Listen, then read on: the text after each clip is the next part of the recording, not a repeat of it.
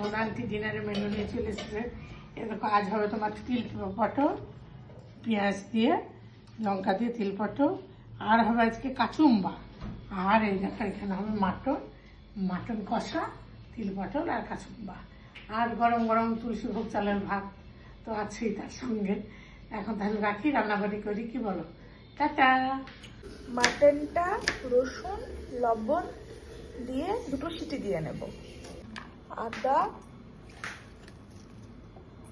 পেঁয়াজ আর টমেটো একসঙ্গে পেস্ট করে নেব। একটু সাদা তেল গরম করলাম, এরপর পেস্ট করা মশলাটা দিয়ে দিচ্ছি। ভালো করে মশলাটা কষিয়ে নেব। এতে আছে পেঁয়াজ টমেটো আদা।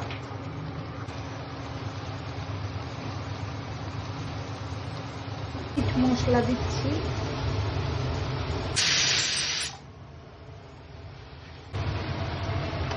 বয়েল করা মাটন আর রসুনটা ওই কষানো মশলার মধ্যে অ্যাড করছি। স্টকটা এখন দিচ্ছি না, চিকেনটা মোটামুটি 80% বয়েল করা আছে। এবার মশলাটার সঙ্গে ভালো করে মিক্স করে নেব। এই মুহূর্তে যদি লবণ লাগে একটু লবণ অ্যাড করতে হবে, আমার লাগতো একটু লবণ, এটাকে অ্যাড করে দিয়েছি। মাটনের স্টকটা কষানোর সময় প্রয়োজন মতন একটু একটু করে অ্যাড করব। স্টকটা অ্যাড করে দিলাম পুরোটা, এরপর ঢাকা দিয়ে হিটটা কমিয়ে রাখছি।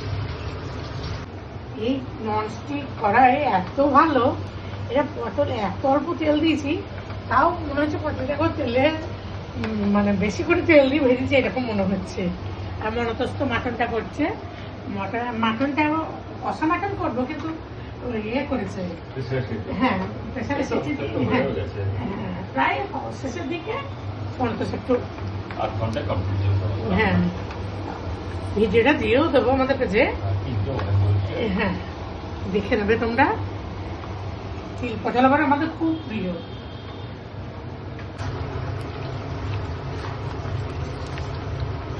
ভালো করে মাংসের সঙ্গে মশলাটা একবার কষিয়ে নেব।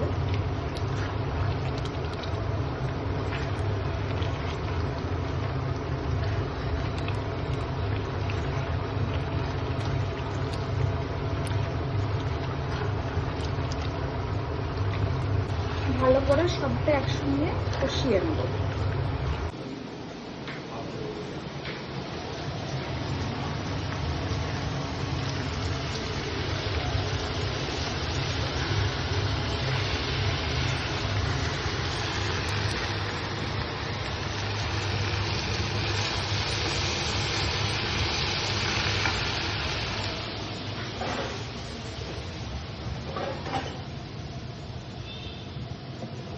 দেখো তিলটা অ্যাড করছি এবার প্রায় শেষের দিকে।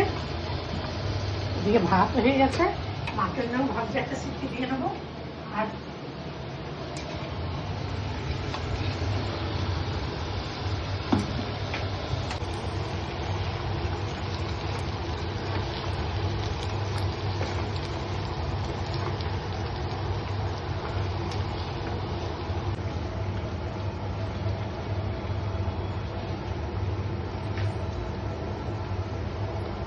লাস্টে প্রেসার কুকারে আর একটা সিটি দিয়ে কমপ্লিট মাটন কষা।